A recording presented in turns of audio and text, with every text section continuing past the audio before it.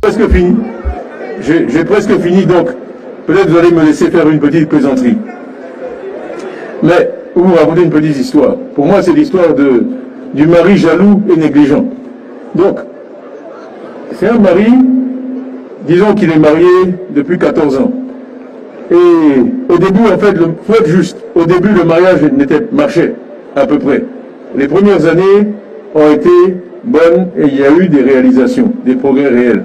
Mais petit à petit, les choses se sont dégradées. Le mari s'occupe beaucoup moins de la femme. Elle est mal nourrie. Parmi les enfants, ils ne s'occupent pas très bien de l'éducation des enfants. Ils ont faim. Alors, je vous présente donc, comment dire, sa blague au fait de Tidjane Thiam. Mais vous allez comprendre à la fin de sa blague là, il a ciblé 2 personnes en fait. Ou bien peut-être 3 personnes.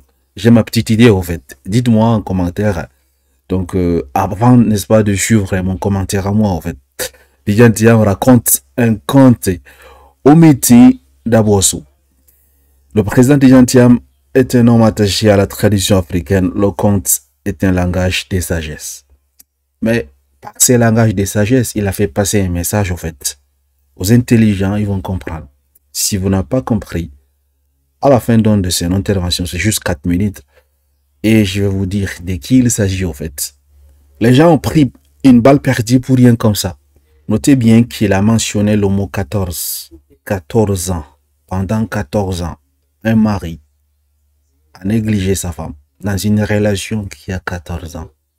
Ça veut dire déjà beaucoup de choses. Mais suivons ensemble et après on en revient. Ils sont pas contents. Après un moment même, ils commencent à battre la femme. Quand elle se plaint, il la bat. Quand elle dit qu'elle a faim, il la bat. Quand elle dit qu'elle n'est pas contente, il dit qu'elle devrait être contente. Là, je ne parle pas d'une personne. Hein. C'est une femme. C'est une femme.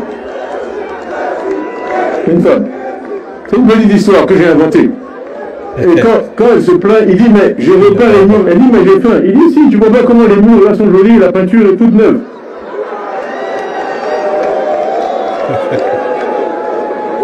Alors, il y a quelqu'un de nouveau qui est arrivé en ville.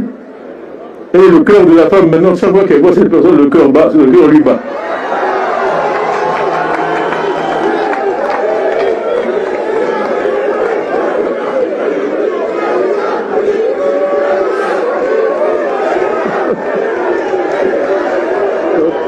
Alors,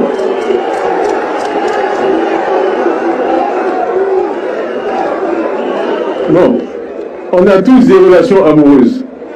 Donc, quand c'est comme ça, il y a une stratégie qui est de dire, il ne vaut rien. C'est un petit. Ne le regarde pas. Il ne paye pas ses impôts.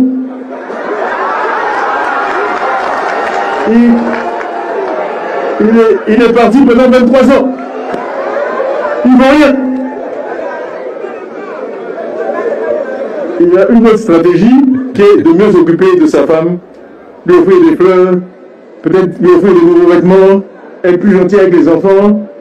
Je peux vous assurer que la première stratégie là ne marche pas. Je pense qu'on a tous vécu ça.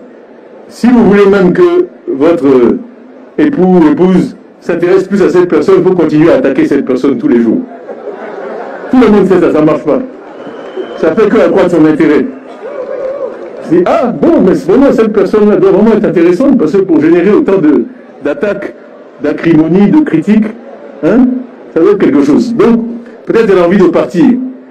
Donc, il y en a qui se disent, peut-être on va recruter des gros bras. Comme ça, on va la coincer pour qu'elle ne puisse pas partir l'année prochaine. Mais, hein, mais, il y a une subtilité, parce que si la nouvelle personne a la réputation de bien s'occuper des enfants, mais les gros bras, ils ont des enfants aussi. Ils ont des enfants aussi. Et puis parfois leurs enfants tombent malades. Donc même les gros bras sur qui on compte, peut-être qu'ils se disent, mais finalement peut-être que c'est mieux d'avoir un système où moi, mes enfants peuvent être bien éduqués, avoir une meilleure vie que moi et être bien soignés. Enfin, j'arrête là. Je vous laisserai...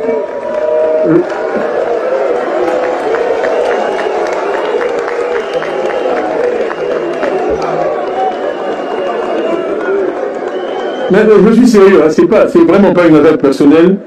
Moi, je dirais que, en fait, le mari, là, c'est une certaine manière de gouverner. Vraiment, je sais pas, c'est une certaine manière de gouverner. Et la femme, l'épouse, c'est la Côte d'Ivoire. Et il y a différentes manières de gouverner, c'est tout ce que je dis. Voilà. Donc, le message de Tidjane Thiam est passé, hein, parce que c'est pas quelque chose d'anodin, parce qu'il a bien utilisé le mot 14, le nombre 14. Et le nombre 14, ça correspond exactement au mandat d'Alassane Ouattara actuellement, en fait. Vous comprenez? Donc, le fait qu'il nous dit que c'est pas, il cible pas une personne. Là, je sais, bon, il n'a pas besoin, n'est-ce pas, de problèmes, il n'a pas besoin de problèmes avec le gouvernement, là, je peux comprendre. Mais nous savons tous son message, au fait. Nous connaissons tous à qui il s'adressait, au fait.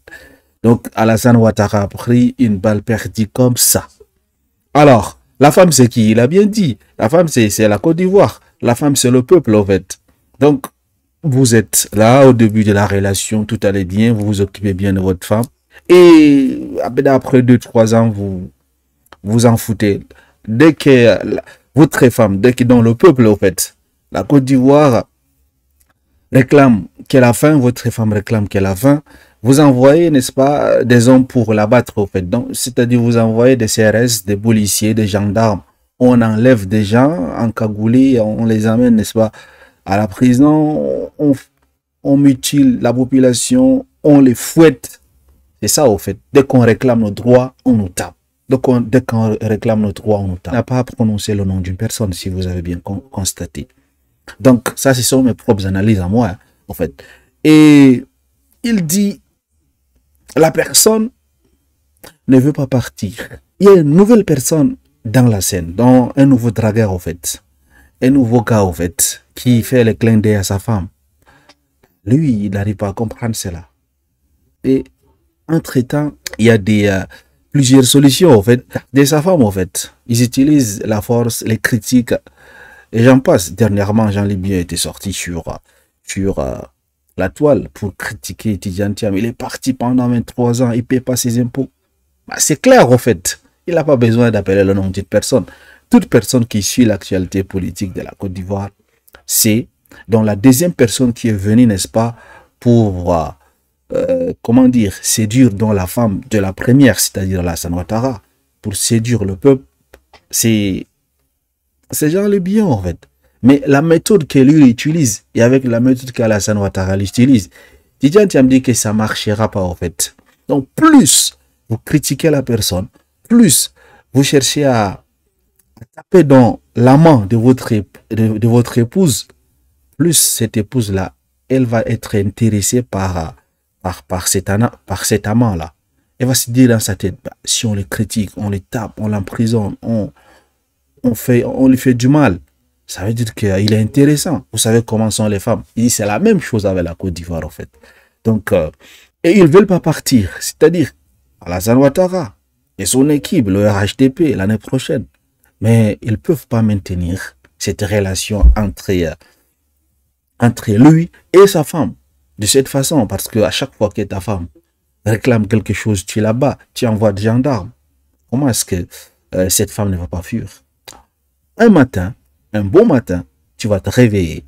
Tu trouveras que non, ton épouse a été volée par le nouveau gars, qui est, n'est-ce pas, Tidjane Thiam. Ça, en fait, l'histoire que moi j'ai compris. Et j'ai vraiment aimé ces blagues-là, ces contes-là, j'ai vraiment aimé. Comme il a dit, il n'a pas prononcé le nom d'une personne. Il a juste fait passer un message en arrachant les sourires aux gens, en fait, tout simplement. Merci de m'avoir suivi. Et dites-moi qu'en pensez-vous s'il y a une autre hypothèse derrière cette histoire, à part ce que je viens de vous dire. Merci de m'avoir suivi. Excellente soirée à vous. À très bientôt.